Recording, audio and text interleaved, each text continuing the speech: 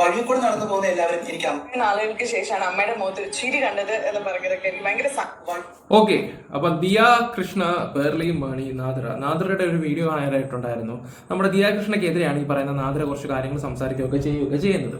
Okay, എന്തായാലും നമുക്ക് വീഡിയോയിലോട്ട് പോകും. പിന്നെ അതുപോലെ തന്നെ പേർലി മാണിയുടെ വീഡിയോ ഞാൻ ഈ ഒരു സബ്ജക്ട് എടുക്കേണ്ടെന്ന് കരുതിയാണ്. 2-3 വീഡിയോ തന്നെ ആയി ഈ പറയുന്ന ദിയയുടെ. പിന്നെ ഇങ്ങനെ അത് എടുത്ത് ചെയ്യേണ്ട എന്ന് കരുതിയപ്പോഴാണ് എൻ്റെ ഒരു സബ്സ്ക്രൈബർ ചേട്ടാ ഈ ഒരു വീഡിയോ ഒന്ന് ചെയ്യാവോ എന്ന് ചോദിച്ചത്. അതായത് നാദ്രയുടെയും കൂടെ ഇട്ട് തന്നിട്ടുള്ളത്. കാരണം എന്ന് പറഞ്ഞാൽ നാദ്ര ഇപ്പൊ കുറച്ച് നാൾ 2 ആഴ്ച കൊണ്ട് പുള്ളിയുടെ ഗ്രാഫ് ഇങ്ങനെ കൂടി ഇങ്ങനെ വന്നുകൊണ്ടിരിക്കുകയായിരുന്നു. കാരണം ഇതിലെ സ്ത്രീകളുടെ ബസ് സംബന്ധമായിട്ടുള്ള കുറച്ച് കാര്യങ്ങൾ പുള്ളിയുടേതായിട്ടുള്ള കുറച്ച് അഭിപ്രായങ്ങളൊക്കെ പറഞ്ഞിട്ടുണ്ടായിരുന്നു. അത് നാദ്രയുടെ ഭാഗത്ത് നിന്ന് ചിന്തിച്ച് നോക്കുമ്പോൾ അത് കറക്റ്റാണെന്ന് തോന്നുന്നു. ഇപ്പൊ ഓരോ കാര്യങ്ങളാണെങ്കിൽ പോലും നാദ്ര പറയുന്നതിന് ചില കാര്യങ്ങളൊക്കെ ഓക്കെ കറക്റ്റാണെന്ന് നമുക്കും തോന്നുന്നുണ്ട്.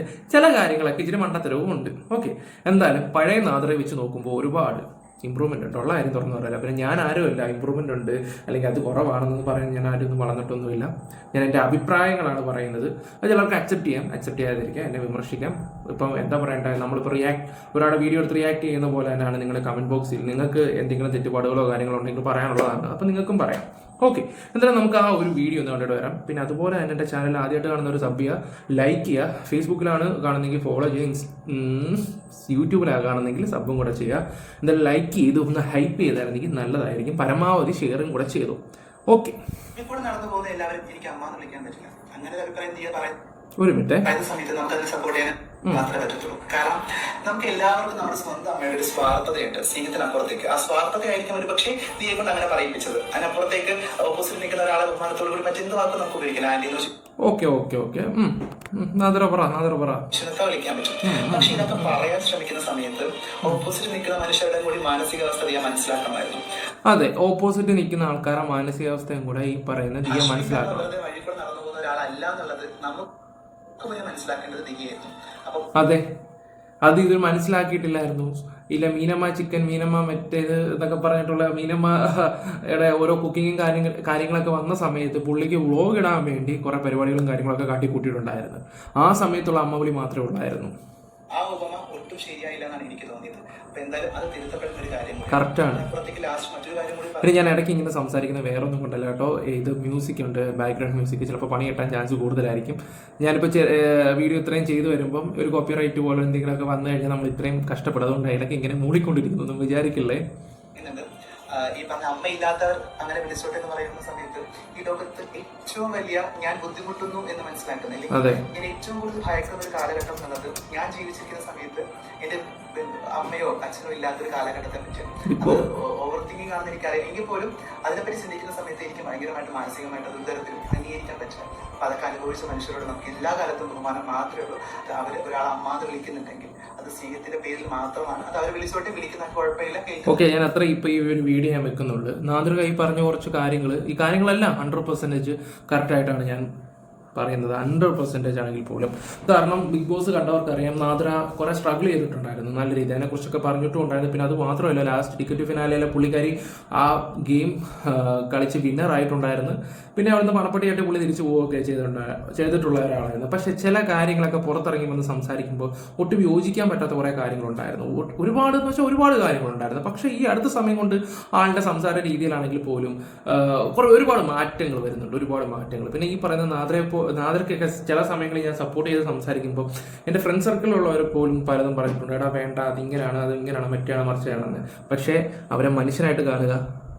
ഇപ്പം എല്ലാവർക്കും ഉണ്ട് കുറ്റവും കുറവുകളും കാര്യങ്ങളും എല്ലാവരും ഉണ്ട്. പിന്നെ അറിയാലോ, മോളി ഇരിക്കുന്നവനാണ് ഓരോന്ന് തീരുമാനിക്കുന്നത്, പുള്ളിയാണ്.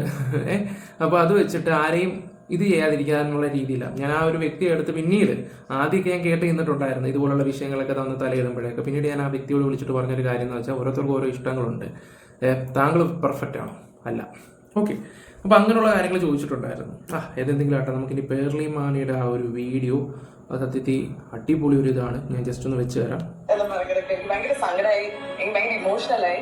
അപ്പൊ തന്നെ തീരുമാനിച്ചു ഈ അമ്മേനെ എനിക്ക് ഒന്നുകൂടി കാണണം. മാത്രമല്ല അമ്മ ആഗ്രഹിച്ച ആ കമ്മല് അത് നമുക്ക് കൊടുക്കട്ടെ. ഓക്കെ, ഞാൻ ഈ ഒരു വീഡിയോ വെക്കാം. അപ്പൊ 2 വർഷമായിട്ട് ഞാൻ ആഗ്രഹിപ്പിക്കുന്നില്ല. എന്നെയും നിത്തു ഞങ്ങളുടെ ഫാമിലിയുടെ കൂടെയുള്ള എന്റെ അനിയത്തിയാണിത്. സോ എന്റെ അനിയത്തിക്കുള്ള ഒരു ഗിഫ്റ്റ് ആയിട്ടാണ് ഞാൻ കാണുന്നത്. ചില കാര്യത്തിനൊക്കെ പേരിലേക്ക് നമ്മളൊരു നല്ല രീതി എടുത്ത് അലക്കിയിട്ടുണ്ട്.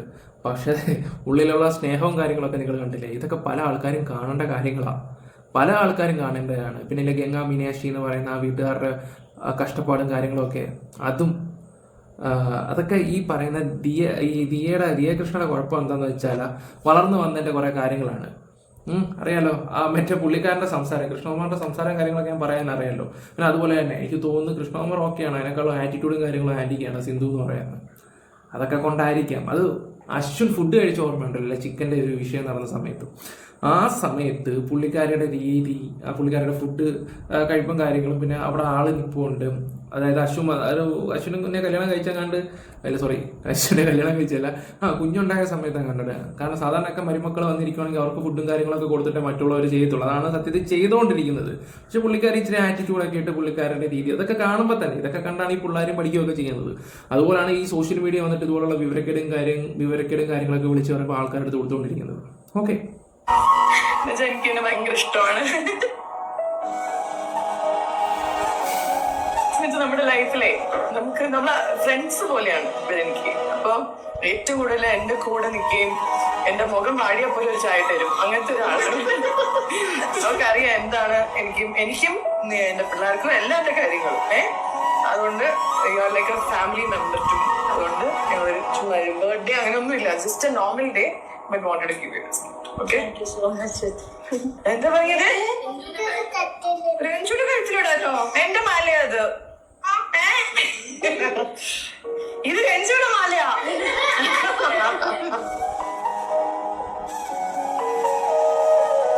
അച്ഛാ ഇത് റഫ് യൂസ് ഒക്കെ ചെയ്യാം. ഇതൊന്ന് സൂക്ഷിക്കാൻ അവർ പറഞ്ഞു. ഇത് ഭയങ്കര സോഫ്റ്റ് ആണ്, പൊട്ടിപ്പോവും. പക്ഷെ ഇത് നീ എത്ര വേണമെങ്കിലും നിനക്ക് ഇടാം. കറക്റ്റ്.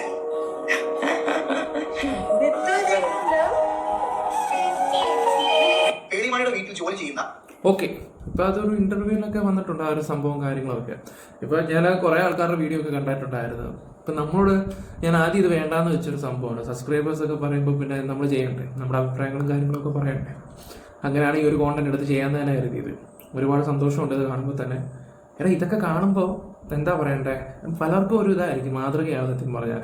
ഇനിയിപ്പോൾ ദിയ കൃഷ്ണ എനിക്ക് തോന്നുന്നത് ദിയക്കിട്ട് അടിച്ചാണെന്ന് തോന്നുന്നത് കണ്ടിട്ട്. കാരണം പേർലിയുടെ കൂടുതലും ദിയയുടെ ആ സബ്ജക്റ്റിന്റെ താഴെ കമന്റ് വന്നത് മൊത്തം പേർലിയുടെ ആയിരുന്നു. പേർലെ കണ്ടുപിടിക്കുമെന്നും പറഞ്ഞു. അത് കഴിഞ്ഞിട്ടാണ് ഈ ഒരു സാധനം കൂടി ഇപ്പോൾ സോഷ്യൽ മീഡിയ വൈറലായിക്കൊണ്ടിരിക്കുന്നത്. എന്തായാലും കൊള്ളാം. എന്തായാലും ഇന്റർവ്യൂ സംസാരിക്കുന്നത് വെക്കാം. സമ്മാനമായി സ്വർണ്ണമാലയും ഒരു ബ്രേസ്ലെറ്റും കൊടുക്കുന്നു. ഒരുപാട് മലയാളികളെ കണ്ണു നിറയുന്നു. പേടിമാണിയുടെ കണ്ണു ഒരു സ്വർണ്ണവില കുതിച്ചു വീഴുന്ന സമയത്താണ് പേടിമാണി ആ സ്നേഹ സമ്മാനം കൊടുത്തത്. പക്ഷെ ഇതിന്റെ കമന്റ് ബോക്സിൽ വരുന്ന ഒരു രസകരമായ ഒരു കാര്യം എന്ന് പറയുന്നത്, ദിയകൃഷ്ണ കണ്ടുപഠിക്കുക, ഇതാണ് ഒരു മാതൃസ്നേഹം, അല്ലാതെ വഴികൂടെ പോകുന്നവരെ എനിക്ക് അമ്മയെന്ന് വിളിക്കാൻ പറ്റില്ല എന്ന് പറയുന്നതല്ല. കണ്ടിരുന്നു. തീർച്ചയായും സത്യം പറഞ്ഞ സന്തോഷമുള്ള വാർത്തയായിരുന്നു അത്. പക്ഷെ അതിലും രസകരമായ കമന്റുകളാണ് വന്നത്.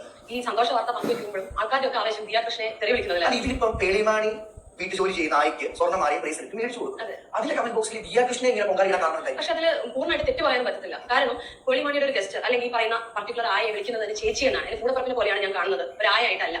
സ്വന്തം അമ്മായിയമ്മയെ അമ്മ എന്ന് വിളിക്കാൻ പറ്റില്ല എന്ന് ഒരു ഭാഗത്ത് നിന്ന് ദിയാകൃഷ്ണ പറയുന്നു. അതേസമയം വീട്ടിലെ ആയെ എന്റെ സ്വന്തം സഹോദരിയെ പോലെ കാണുന്നു എന്ന് പറഞ്ഞ് ചേച്ചിയെ വിളിക്കുന്നു. ചേച്ചി എന്നാണ് അഭിസംബോധന ചെയ്തത്. അപ്പൊ രണ്ട് വ്യത്യസ്തമായ വ്യക്തികളാണ്. പേളിമണിക്ക് ഒരു വ്യക്തിത്വം, ദിയാകൃഷ്ണയ്ക്ക് മറ്റൊരു വ്യക്തിത്വം. രണ്ടുപേരും രണ്ട് വ്യത്യസ്തമായ രീതിയിലാണല്ലേ വളർന്നു വരുന്നത്. പക്ഷെ നമുക്ക് അതിന് ശരിക്കും പറഞ്ഞ കമ്പാരിസൺ ആവശ്യമില്ല. എന്നിരുന്നാൽ കൂടെ എങ്ങനെ ഒരാളെ അഭിസംബോധന ചെയ്യാം അല്ലെ? സോഷ്യൽ മീഡിയയിൽ വൈറലായിട്ട് നിൽക്കുന്ന ആൾക്കാരാണ് ഈ പറഞ്ഞത്. പേർലി ആണെങ്കിലും ദിയാകൃഷ്ണ ആണെങ്കിൽ പോലും. അപ്പം ഇത്രയും ഫേമായിട്ട് നിൽക്കുന്ന ഒരാളുടെ സൈഡിൽ നിന്ന് ഇന്ന പോലൊരു സംഭവം കാണുന്നവരൊന്നും അമ്മയെന്ന് വിളിക്കുന്നില്ല.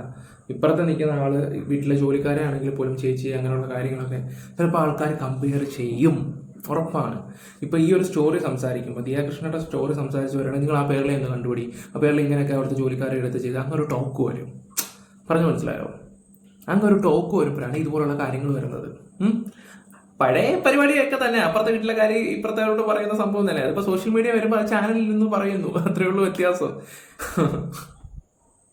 എങ്ങനെ ഒരു സാഹചര്യത്തെ മാറ്റാന്നുള്ള ഇതിനാണ് ആൾക്കാർ കമ്പാരിസൺ ചെയ്യുന്നത്. ദിയാകൃഷ്ണൻ ഇത് കണ്ടുപിടിക്കണം, ചേച്ചി ഒരാൾ ഉപയോഗിക്കുന്ന വാക്ക്, ഇതൊക്കെയാണ് ആൾക്കാർ പറയുന്നത്. അച്ഛൻ എന്ത് തോന്നിയത്? ദിയാകൃഷ്ണ പറഞ്ഞൊരു വാക്ക് നമ്മൾ പറയത്തില്ലേ, കൈവിട്ടായതോ വാവിട്ട വാക്ക് ഒരിക്കലും തിരിച്ചെടുക്കാൻ പറ്റത്തില്ല. അത് ദിയാകൃഷ്ണ പറഞ്ഞത് ഏറ്റവും വിഷമമായ ദിയാകൃഷ്ണ ഭർത്താവിനാണ്. കാരണം ഭർത്താവിന്റെ അമ്മയാണ് ദിയാകൃഷ്ണ പറയുന്നത്. വഴി കൂടെ പോകുന്നവരെ പോലും ഞാൻ അമ്മ എന്ന് വിളിക്കത്തില്ല, എന്റെ കുഞ്ഞിന്റെ അമ്മ ഞാൻ മാത്രമാണ്, എന്റെ കുഞ്ഞിന്റെ അമ്മ എന്നെ മാത്രമേ അമ്മയെന്ന് വിളിക്കാവുള്ളൂ. പക്ഷെ അതിൽ പേടിമാണി ഇനി സംസാരിക്കുമ്പോൾ ഈ പറയുന്ന വീട്ടിൽ ജോലിക്കായി എനിക്ക് തോന്നുന്നു 2026 കാലഘട്ടമായാലും ഇന്നും ചില വീടുകളിൽ ജോലിക്ക് വരുന്നവരെ അടുക്കളയിൽ ഇരുത്തി മിറ്റത്തിൽ കഴിച്ചോളാൻ പറയുന്ന ആളുകൾ ഇവരുണ്ട്. ആ ഡൈനിങ് ടേബിളിൽ പോലും നമ്മൾ കഴിക്കുന്നിടത്ത് പോലും കഴിക്കാൻ ഇരുത്താതെ നിങ്ങളൊക്കെ വേലക്കാരിയാണ്, മാറിപ്പോയി പറമ്പിരുന്ന് കഴിച്ചാൽ മതി, അവർക്കായിട്ട് സെപ്പറേറ്റ് പ്ലേറ്റ്, അവർക്കായിട്ട് സെപ്പറേറ്റ് ഗ്ലാസ് കൊടുക്കുന്ന ഒരു കാലഘട്ടം മാറിയാലും ഈ ഒരു ചിന്താഗതി ചില ആളുകൾ മാറിയിട്ടില്ല. അപ്പോഴാണ് പേടിമാണി ഈ ഒരു നല്ല മനസ്സ് അവിടെ കാണിച്ചു കൊടുക്കുന്നത്. അപ്പോൾ നിമിഷം ചില കമന്റുകൾ പേടിമാണിയുടെ ബോക്സിൽ വന്നിരിക്കുന്നത് ഇത് ഒരു പ്രമോഷന് വേണ്ടിയല്ലേ, വലങ്കൈ ചെയ്യുന്നത് ഇടങ്കൈ അറിയരുത്. അതായത് പേടിമാണിക്ക് വേണമെങ്കിൽ അത്രമേൽ സ്നേഹം ഈ പറയുന്ന ഞാൻ ആയെന്ന് ഉപയോഗിക്കുന്നില്ല, സോറി, ഈ പറഞ്ഞ ചേച്ചിക്ക് പേടിമാണി പറഞ്ഞ വാക്ക് തന്നെ എടുക്കാം, ഈ പറഞ്ഞ ചേച്ചിക്ക് ഞാൻ കൊടുക്കുന്നു. അത് ആ പേടിയും ആ ചേച്ചിയും അറിഞ്ഞാൽ പോലെ അത് ഈ വീഡിയോ എടുത്തിട്ടു ആ ചേച്ചിക്ക് അല്ലെങ്കിൽ ആയക്ക് അവരുടെ മക്കൾ നാളെ കാണും. യൂട്യൂബ് വീഡിയോ ഒരിക്കലും ഡിലീറ്റ് ആയി പോകുന്നല്ലോ, അവരുടെ മക്കൾ കാണും, അവർക്ക് വിഷമമാണ്. ഇല്ലല്ലോ, ചേച്ചിക്ക് ഒരു സമ്മാനമായിട്ട് ഒരു ബ്രേസ്ലെറ്റ് മാലയാണ് കൊടുക്കുന്നത്. സത്യം പറഞ്ഞാൽ ഒരു മാതൃകയായിട്ട് ഞാൻ നിമിഷയ്ക്ക് ഈ ഒരു വളരെ ഗിഫ്റ്റായിട്ട് തരുന്നു. ഞാൻ വീഡിയോ എടുത്ത് യൂട്യൂബിൽ ഇടുന്നു, എല്ലാവരും 100 നല്ല കമന്റ്സ് പറയുന്നു. നിമിഷയുടെ മക്കളോ നിമിഷയുടെ അമ്മയോ നാളെ അയ്യോ നമ്മുടെ കുടുംബത്തിനൊരു പേരുദോഷം ഉണ്ടാക്കിയല്ലോ, ഇത് വീഡിയോ ഇടുന്ന ആവശ്യം ഉണ്ടായിരുന്നു. അപ്പം അങ്ങനെ പറഞ്ഞ നിമിഷം റിയാക്ട് ചെയ്യും. അത് ഈ എന്താ പറയണ്ടേ, പൊങ്ങച്ചമുള്ളവർക്ക്, കാരണം എല്ലാം തികഞ്ഞു എന്നുള്ളൊരു ഇരിക്കുന്ന ടീംസുകളൊക്കെ ഉണ്ടല്ലോ, അവർക്ക് ചിലപ്പോൾ ഇതൊക്കെ ഇങ്ങനെയുള്ള ചിന്താഗതികളും കാര്യങ്ങളൊക്കെ ഉണ്ടാവാം. ഇങ്ങനെയുള്ള ചിന്താഗതികളും കാര്യങ്ങളൊക്കെ ഉണ്ടാവാൻ ചാൻസ് ഉണ്ട്. പേർലയുടെ സംസാരത്തിലാണെങ്കിൽ പോലും ഒരു കണ്ണ് നിറഞ്ഞിട്ടുള്ള രീതിയിലാണ്, അതൊരു അഭിനയമായിട്ട് എനിക്ക് തോന്നിയിട്ടില്ല. ഒരു കൂടപ്പുറപ്പ് സ്നേഹം, പിന്നെ അവർ ഫാമിലി വ്ളോഗും കാര്യങ്ങളൊക്കെ ചെയ്യുന്നതാണ്. ആ ഫാമിലി വ്ളോഗിനകത്ത് ഇവരെയും കൂടെ ഉൾപ്പെടുത്തി, അപ്പോൾ ഒന്ന് ആലോചിച്ച് നോക്കി, സ്വന്തം അനീതിയെ പോലെ തന്നെ കാണുന്ന അവരെടുത്ത് പറയുകയും ചെയ്യുന്നുണ്ട്. കുറേയൊക്കെ നമ്മുടെ ചിന്താഗതിയും കാര്യങ്ങളൊക്കെ മാറുകയൊക്കെ ചെയ്യണം, അത് വേറെ കാര്യങ്ങൾ. പിന്നെ ഇവൻ ഇച്ചിരി കുത്തി ചോദിക്കാൻ മിടുക്കനാണ്, അത് വേറെ കാര്യം. ഇവൻ കുത്തി ചോദിക്കുന്നില്ല, ഇവനെ കഴിഞ്ഞിട്ടേ ഉള്ളൂ. പിന്നെ ഇവര് രണ്ടുപേരും കൂടെ അങ്ങോട്ടും ഇങ്ങോട്ടും പ്ലാൻ ചെയ്ത് സ്ക്രിപ്റ്റ് തയ്യാറാക്കി പരസ്പരം ഇത് സംസാരിക്കുന്നതായിട്ടാണ് എനിക്ക് ഫീൽ ചെയ്യുന്നത്. ആവശ്യമില്ല. നമുക്ക് ഈ പറയുന്ന വലങ്കൈ ചെയ്യുന്ന ഇടകൈ അറിയാത്തെന്ന് പറഞ്ഞാലും ഞാൻ പറയുന്നത് എന്തെങ്കിലും നല്ല കാര്യം ചെയ്യുന്നുണ്ടെങ്കിൽ അത് സൊസൈറ്റി അറിഞ്ഞാൽ നല്ലതാണ്, മാതൃകയാവട്ടെ. ഇതൊരു പക്ഷേ വലിയൊരു സൂപ്പർ സ്റ്റാർ ആണ് ചെയ്തിരുന്നെങ്കിൽ ആൾക്കാർ ഇതിനെ കുട്ടി ഘോഷിക്കത്തില്ല.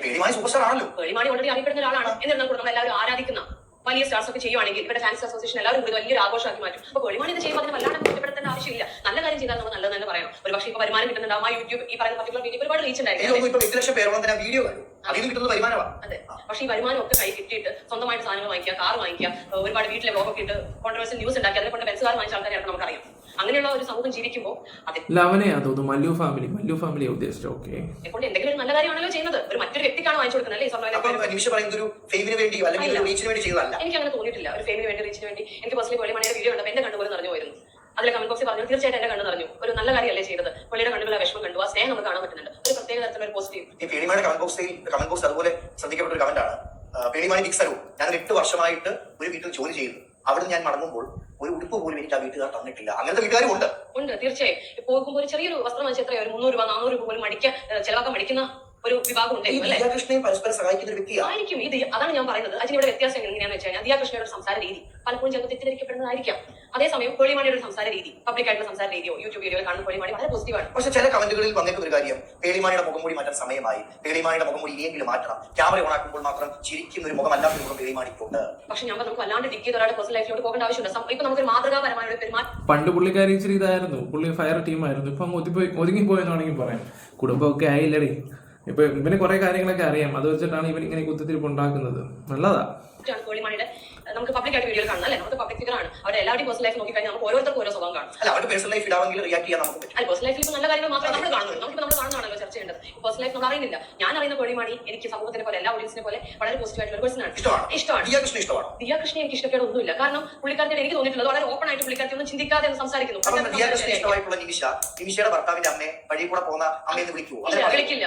അഥവാ ഒരു എന്താ പറയാ സ്ലിപ്പ് ഓഫ് എന്നൊക്കെ പറഞ്ഞാൽ വന്നാൽ പോലും ചിലപ്പോൾ ഞാൻ ഒരു പക്ഷേ നെക്സ്റ്റ് ഡേ അതൊരു ഫ്ലോ ഞങ്ങൾ വന്നതാണ്, തെറ്റ് പറ്റിയെന്ന് ചിലപ്പോൾ ഞാൻ അഡ്മിറ്റ് ചെയ്യും. കാരണം വഴി പോകുന്ന ഒരാളല്ല. ആ ഒരു പ്രസ്താവനയോട് ഇന്ന് ഞാൻ യോജിക്കുന്നുണ്ട്. അതാ ഞാൻ പറഞ്ഞ പുള്ളിക്കാരുടെ ഒരു സംസാര ശൈലി, ഒരു ആലോചിക്കാതെ വർത്താനം ഒക്കെ ആയിരിക്കാം. എന്ന് വെച്ചിട്ട് ദിയാകൃഷ്ണ ആർക്കും ചാറ്റ് ചെയ്യുന്നില്ല എന്നോ ആരെയും സഹായിക്കുന്നില്ല എന്നോ നമുക്ക് അറിയത്തില്ല. ചിലപ്പോൾ നമുക്ക് ഇതുപോലെ പബ്ലിസിറ്റി ചെയ്യുന്നില്ലായിരിക്കാം. അതായത് ഒരു പക്ഷേ പേടിമാണി വീഡിയോയിൽ കാണിച്ചതുപോലെ വീഡിയോയിൽ ദിയാകൃഷ്ണനെ കാണിക്കാൻ താല്പര്യമില്ല. ഇഷ്ടംപോലെ ആൾക്കാരുണ്ടല്ലേ ചെയ്യുന്നത് മുഴുവൻ കാണിക്കത്തില്ല. അവർ ഒരുപക്ഷെ വീട്ടിലുള്ള ഈ പറയുന്ന ആയമാർക്കോ എല്ലാവർക്കും വാങ്ങിച്ചു കൊടുക്കുന്ന ആൾക്കാരായിരിക്കും. പക്ഷെ എന്ന് വെച്ച് പേടിമാണി അത് പബ്ലിക്കായിട്ട് കാണിച്ചെന്ന് കരുതി ഒരു വരുമാന മാർഗത്തിന് വേണ്ടിയാണെന്ന് ഞാൻ വിശ്വസിക്കുന്നില്ല. ചിലപ്പോൾ നല്ല ഒരിക്കലും അല്ല.